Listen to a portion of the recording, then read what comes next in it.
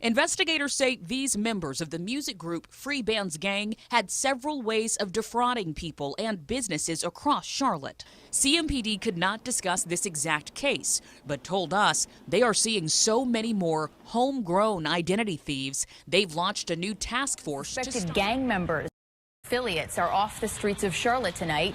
Nearly 30 people were arrested as part of a 5-week nationwide roundup called Project Shadowfire. Roscoe Abel was the leader of the Kings. Do you believe that? No, I don't. Emmanuel Keller was his violent sidekick. My grandson is not capable of the things they said. Abel, Keller, and Jameer Lowry are the leaders of the Hidden Valley Kings. They are also going to prison for a very long time. Tonight, dozens of suspected gang members, some of them accused of murder, are behind bars tonight. 73 suspected blood gang members charged today in one of the largest federal indictments ever in our area. However, tonight, 10 of the suspected gang members still on the loose. It's a story of alleged gang members who evidently believed they could do whatever they want to stop a criminal prosecution. They are bold. According to the indictment, Jamel Curitan from behind bars wrote a letter ordering of Doug London because London was set to go to court and testify against Curitan, Nana Adoma, and David Lee Fudge. Police say last May, the three tried to rob the London's mattress warehouse in Charlotte. They say Curitan fired a shot. Doug London was there working and fired back, hitting Curitan and sending him to the hospital. Federal prosecutors say after police arrested them, members of the United Blood Nation began to conspire and plan London. Several members of the United Bloods Nation gang based in the Charlotte area have been sentenced to decades in prison. It comes after a prosecution sweep that charged 83 blood gang members in North Carolina with conspiracy. Charlotte, North Carolina is often celebrated for its skyline and bustling economy, but beneath the surface, the city has long grappled with a persistent undercurrent of gang activity. Over the past decade, federal and local law enforcement agencies have targeted a web of criminal organizations, from homegrown street crews to transnational gangs, uncovering a mix of violent crime, drug and gun trafficking, and sophisticated financial fraud. From the flashy social media schemes of the Free Bands Gang to the sprawling rackets of the United Blood Nation, and the shadowy operations of MS-13 and sex money murder. These cases reveal how deeply gangs have embedded themselves into the city's neighborhoods. Each investigation not only highlights criminal activity, but also the evolving strategies law enforcement has deployed, from injunctions against public association to multi-agency raids to protect the community and dismantle these networks. Cash, jewelry, and cars, all flaunted on social media by a Charlotte hip-hop group. Investigators say this was all financed by a complicated fraud scheme. Investigators say these members of the music group Free Bands Gang had several ways of defrauding people and businesses across Charlotte. CMPD could not discuss this exact case, but told us they are seeing so many more homegrown identity thieves, they've launched a new task force. They're also accused of stealing people's identities to get cars and phones to resell. Federal agents say they made off with roughly $1.2 million. Talked to a woman over the phone who asked not to be identified. She says someone she trusted gave one of these suspects her debit card for the check scheme, hoping for a quick payday. When I deposit my check a couple of days later, my bank account has been closed due to under investigation for fraudulent activity. All my hard-earned money that I actually worked for to save for my daughter was gone. Police say despite what some criminals may think, this is not a victimless crime. The story of Charlotte's Free Bands Gang, also known as FBG, is a case study in how music, image, and crime can collide in the digital age.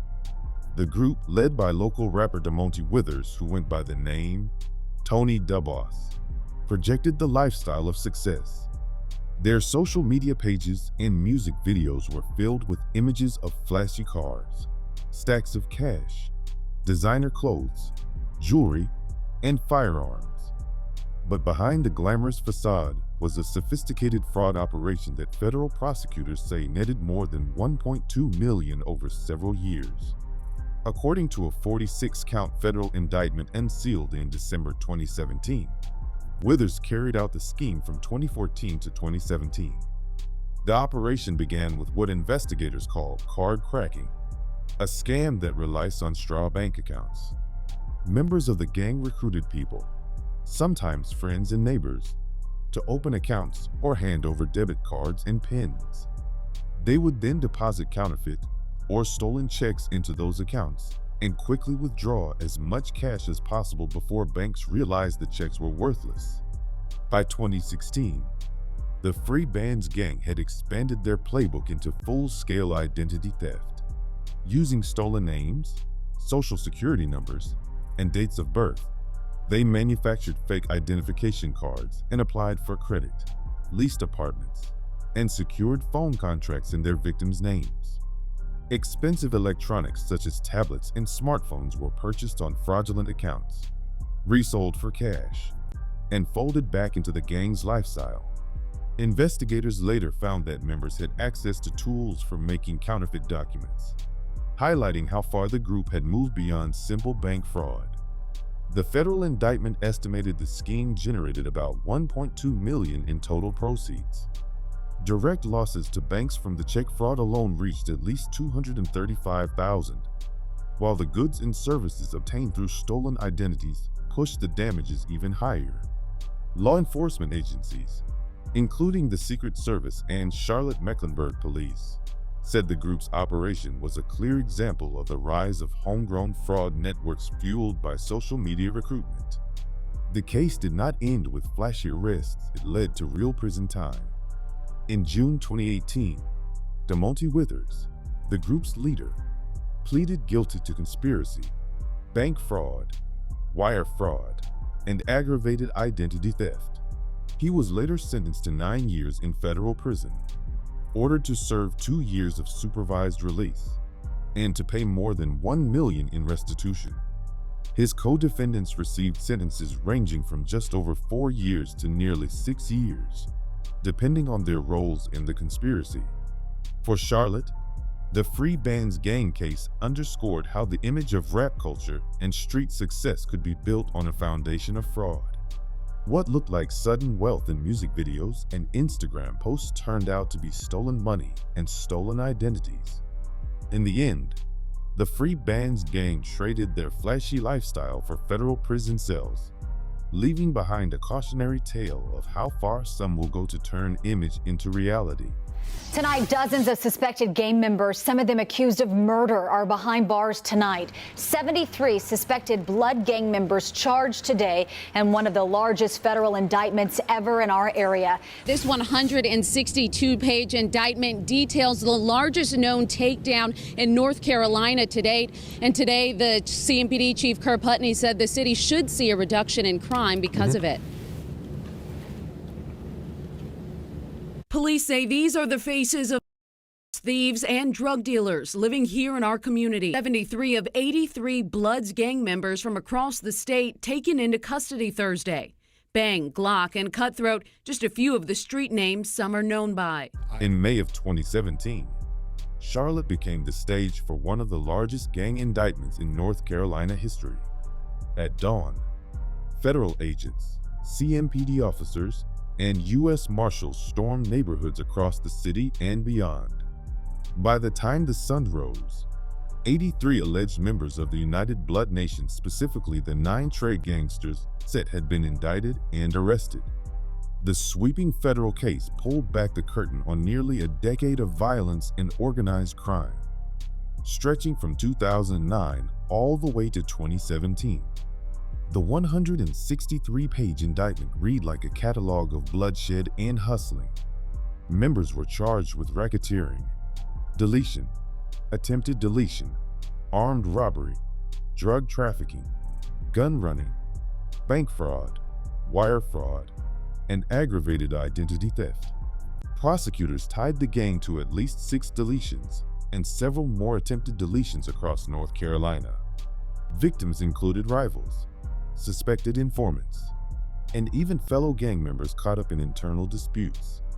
Among those named were Lamont Murder Mo Lloyd, Taekwon Savage Powell, and Shaman Rugui Goins, each linked to deadly shootings between 2010 and 2016. But the indictment revealed more than street violence. It exposed the gang's financial playbook. Beyond drugs and guns, the 9 trade gangsters were running schemes involving counterfeit checks, stolen identities, and electronic fraud. Stolen money helped finance weapons, narcotics purchases, and even travel to expand the Bloods' influence into Charlotte and beyond. At the top of the pyramid was Pedro Magu Gutierrez, the so-called godfather of the United Blood Nation. Even while locked up in New York, Gutierrez was accused of issuing orders through trusted lieutenants. Prosecutors named James, Frank White Baxton, and Cynthia Lady Bent Gilmore as key figures in the leadership chain. Gilmore, who acted as a messenger between North Carolina and New York, was later sentenced to 19 years in federal prison for her role. Trials and pleas over the following years locked in long sentences for many of the accused. In 2019, 4 UBN members were convicted by a federal jury of racketeering conspiracy. Others took plea deals that carried sentences ranging from 4 years to over 15. The UBN indictment was more than just another gang case. It laid bare how an organization born in New York prisons had expanded into Charlotte's neighborhoods, combining traditional street violence with sophisticated financial crimes. And it showed the extraordinary lengths law enforcement was willing to go to shut it down. Hundreds of local and federal police swooped down on Hidden Valley, arresting dozens of gang members on drug and gun charges. That was the scene more than a year ago. Today, 3 of the group's ringleaders sentenced under new, tougher guidelines. Crime Tracker reporter Glenn Counts is live from our mobile newsroom out at the federal courthouse tonight. Glenn? Well, Sonia, the Kings have terrorized the Hidden Valley community ever since the early 90s. Today, the ringleaders appeared here at a federal courthouse and went before a federal judge to learn their fate. Roscoe Abel was the leader of the Kings. Do you believe that? No, I don't. Emmanuel Keller was his violent sidekick. My grandson is not capable of the things they said. Abel, Keller, and Jameer Lowry are the leaders of the Hidden Valley Kings. They are also going to prison for a very long time. Abel for 20 years, Keller 24, and Lowry 10. Their families still support them. In 2013, Charlotte made legal history when a Mecklenburg County judge issued a sweeping injunction against the Hidden Valley Kings, one of the city's most notorious street gangs. This marked the first time North Carolina used a new state law that allowed courts to restrict gang members' movements and associations in an effort to curb violence. The injunction named more than 24 alleged members of the Hidden Valley Kings, many of them young men between their teens and early 20s. Under the order, those identified were barred from gathering in public with one another, from possessing firearms, or even being in the company of someone carrying drugs or weapons. The only exceptions were limited to essential spaces like school, church, or work.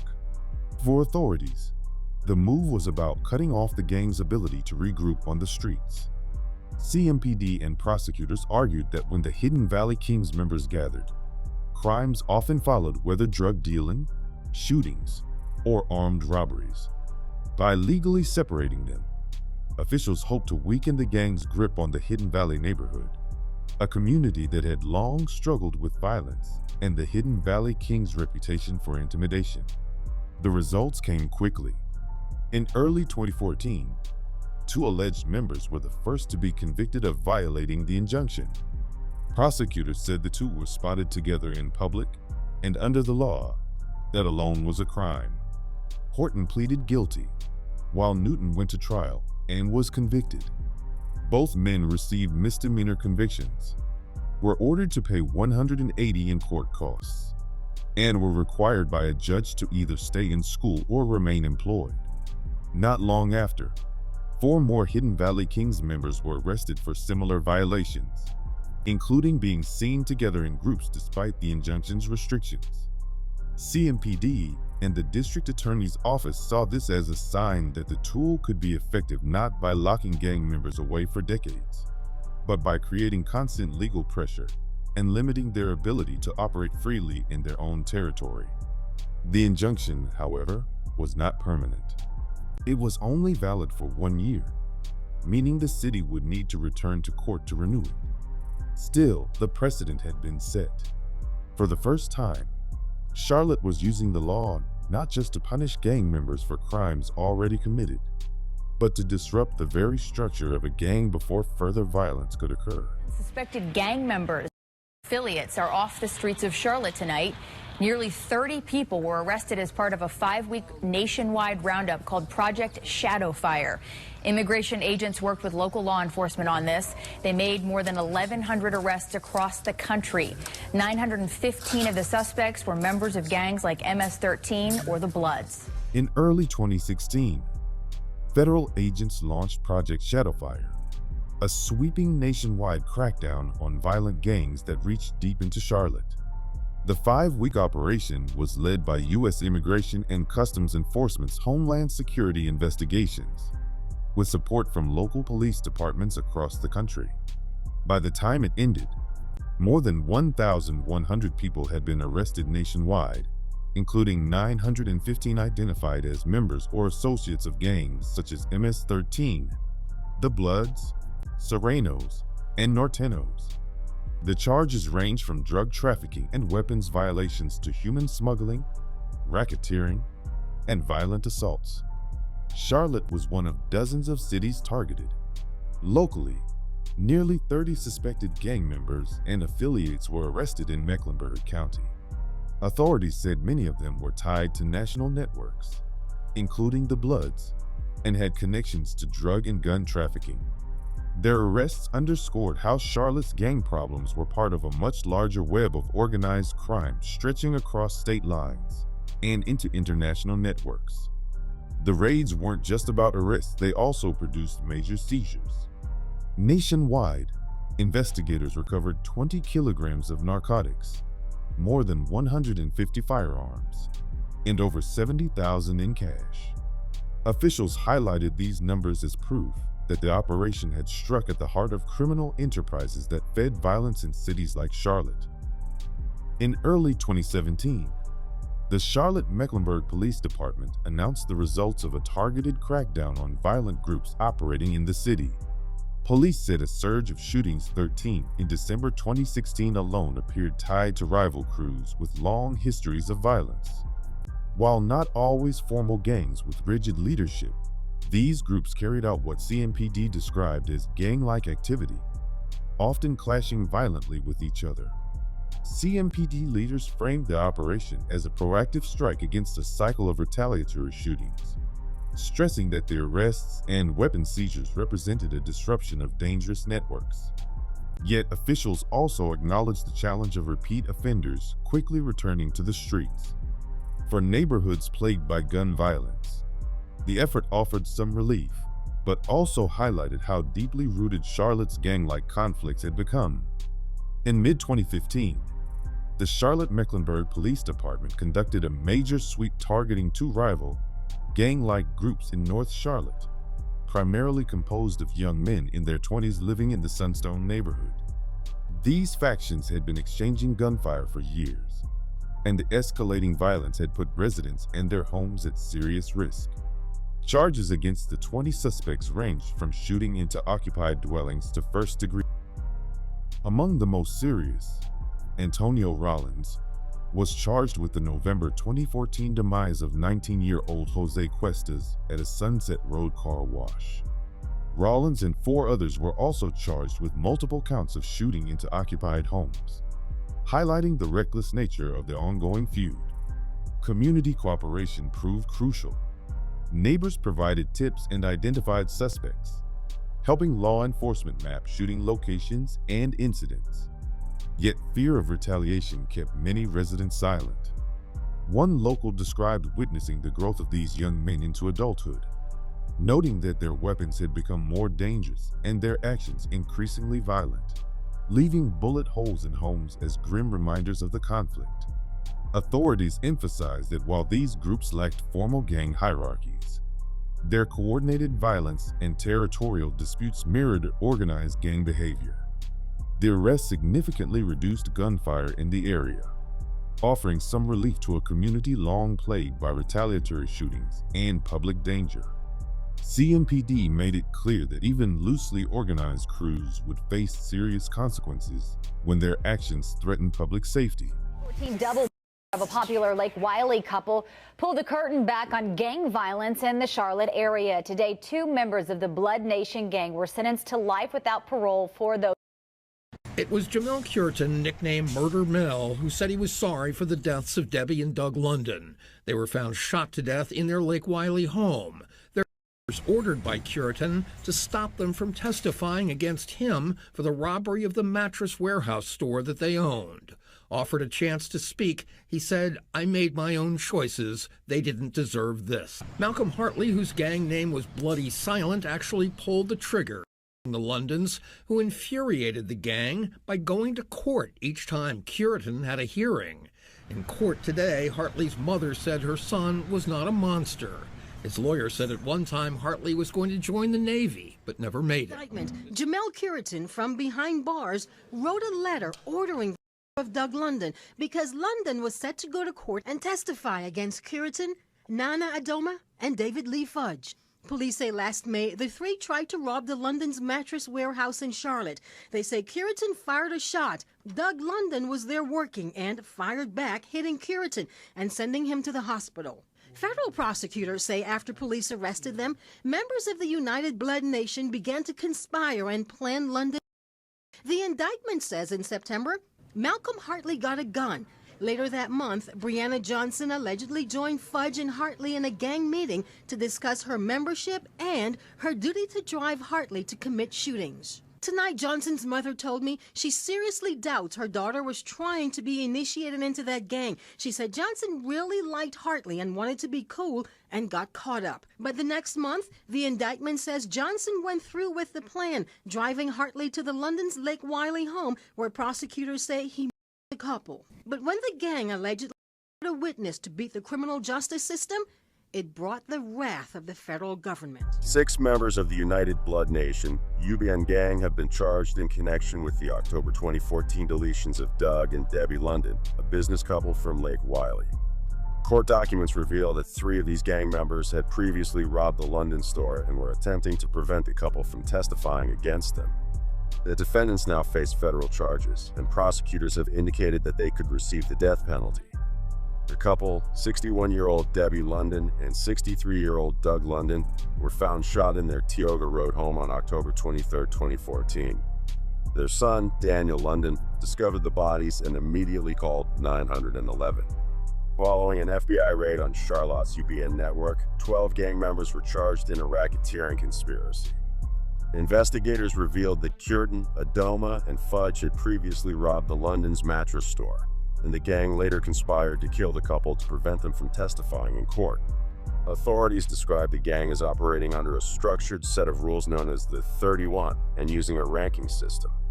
Attorney Jill Westmoreland Rose stated during a press conference that the gang functioned like an organized enterprise, conducting meetings where they discussed punishments for members suspected of cooperating with law enforcement.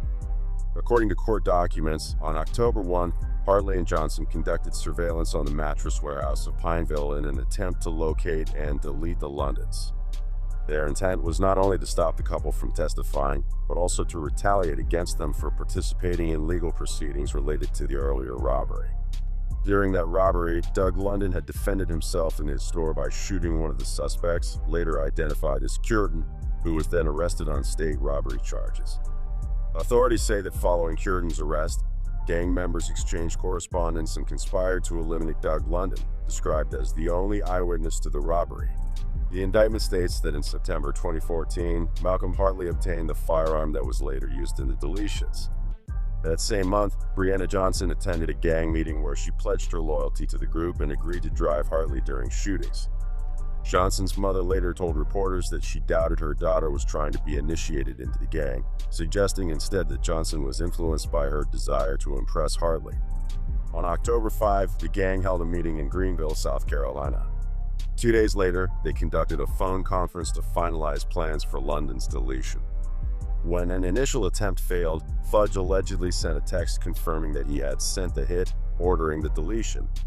Over the next few weeks, further meetings took place, and Rakeem Lee McDonald, nicknamed the Hitman, joined Hartley, Fudge, Curtin, and Hankins in executing the deletion plot. According to court documents, Johnson drove Hartley to the London's Lake Wylie home, where Hartley fatally shot the couple. After the deletions, Hartley and Johnson returned to Charlotte, where they disposed of evidence and allegedly celebrated their crime. During a phone meeting on October 25, Hartley reportedly admitted to deleting the couple. York County Solicitor Kevin Brackett had charged both Hartley and Johnson with 2 counts of deletion. A U.S. Attorney General Michael Mukasey visited Charlotte to announce a major crackdown on Ms. 13 gang members across North Carolina. The operation resulted in the arrests of 26 alleged members who now face a total of 55 criminal charges, including 4 counts. Mukasey's presence underscored the significance of the raids, which took place in several locations throughout the state. One of the raids occurred in a quiet, working-class neighborhood off Scalabark Road at the Southgate apartment complex. Ms. 13 members are considered some of the most violent gang members in Charlotte. Many of those arrested had prior records and had been released in the past. However, with federal authorities now handling the case, convictions could lead to sentences of 20 years or even life in prison. The Charlotte-Mecklenburg Police Department, CMPD, and the FBI executed arrest warrants at Southgate early Tuesday morning, catching suspects off guard by raiding their homes before 5 o'clock. Shortly after, additional arrests were made at Victoria Lake Apartments on the east side of the city and off Margaret Wallace Road. Law enforcement spent hours tracking down remaining suspects as part of the coordinated operation. Attorney General Mukasey stated that the indictment alleges that 26 defendants engaged in criminal activity to protect and expand Ms. 13's power, territory, reputation, and profits. The charges against the gang members include 4 deletions between Charlotte and Greensboro, large-scale drug trafficking, armed robberies, and other violent crimes. Court documents describe a pattern of brutal initiation rituals, territorial disputes, and violent confrontations at clubs and other locations. Within Ms. 13, gang members often gain status by demonstrating extreme violence, which allowed them to move up the ranks. However, with 26 arrests now completed and more expected, authorities believe they have dealt a significant blow to the gang's operations. Ms. 13's presence in Charlotte has been well documented in the past. Gang-related graffiti was found at the Southgate Apartments near Scalabark Road, signaling the gang's influence in the area. For context, Ms. 13, short for La Mara Salvatrucha, originated in the 1980s as a merger of 2 violent groups from El Salvador. The gang was formed by Salvadoran immigrants in the United States and has since expanded into countries such as Honduras, Guatemala, and Mexico. Federal officials confirmed that Charlotte is just one of many U.S. cities where Ms. 13 has established a presence. Blood gang members in North Carolina with conspiracy. 3 of those members have been given life sentences. It came after the court learned each of them committed. Now, in response to the sentences, attorney Andrew Murray released this statement. It says in part, quote, "This case is an outstanding example of what federal, state, and local law enforcement can accomplish when we strike back at gangs and dismantle gang networks that spread violence in our cities." Several members of the United Blood Nation, UBN gang, have been sentenced to lengthy prison terms, including life sentences, following convictions on federal racketeer-influenced and corrupt organizations, RICO conspiracy, and related charges. Department of Justice. This sentencing follows a large-scale prosecution in which 83 Bloods gang members in the Western District of North Carolina were indicted for various crimes. Court documents and trial evidence provided insight into the brutal nature of the gang's activities. Prosecutors revealed that Lewis and 4 other UBN members traveled from Cleveland County to Chapel Hill with the intent to rob an 18-year-old victim of marijuana and cash. During the robbery, Lewis and another gang member shot and deleted the victim and attempted to delete the victim's friend, who survived a gunshot wound to his arm. Additional evidence established that Ray fatally shot a rival Crips gang member at a party in Shelby, while Husky deleted an unarmed man by shooting him multiple times and continuing to fire as the victim lay on the ground. The case stems from a May 2017 indictment in which 83 Bloods gang members in the Western District of North Carolina were charged with RICO conspiracy and other crimes. Since then, 82 defendants have been sentenced, with only one awaiting resentencing and another still at large, believed to be overseas. The stories of Charlotte's gangs reveal a multifaceted challenge that extends beyond simple street crime. The Free Bands gang demonstrated how the allure of social media fame and flashy lifestyles could mask a highly organized fraud operation, exploiting technology and identity theft for financial gain. Meanwhile, the United Blood Nation, including the 9 Trey gangster set, showed how criminal networks originating from New York prisons had spread into Charlotte neighborhoods, combining traditional gang violence with sophisticated financial schemes. The presence of transnational gangs like MS-13 and Sex Money Murder further highlighted the reach of organized crime, connecting Charlotte to broader regional and even international criminal networks. At the local level, street crews such as the Hidden Valley Kings and the Sunstone-based rival groups illustrated the real human toll of gang activity. Shootings into occupied homes, retaliatory violence, and territorial disputes left neighborhoods scarred, instilling fear among residents and demonstrating how even loosely organized groups could wield significant destructive power. Law enforcement efforts, from groundbreaking injunctions to multi-agency operations like Project Shadowfire, have shown the importance of both proactive and reactive strategies. These initiatives not only removed dangerous individuals from the streets, but also disrupted the networks that allowed criminal activity to flourish. Yet the continued existence of gang activity underscores that enforcement alone cannot fully solve the problem. Community involvement, social programs, education, and opportunities for youth remain critical in breaking cycles of violence and offering alternatives to gang life. Charlotte's gang indictments serve as a reminder of the city's resilience, the complexity of modern crime, and the importance of coordinated action between federal, state, and local agencies. While arrests, convictions, and prison sentences demonstrate tangible results, the long-term safety of Charlotte depends on addressing both the systemic and immediate factors that allow gangs to thrive, ensuring neighborhoods can flourish without fear of violence or exploitation.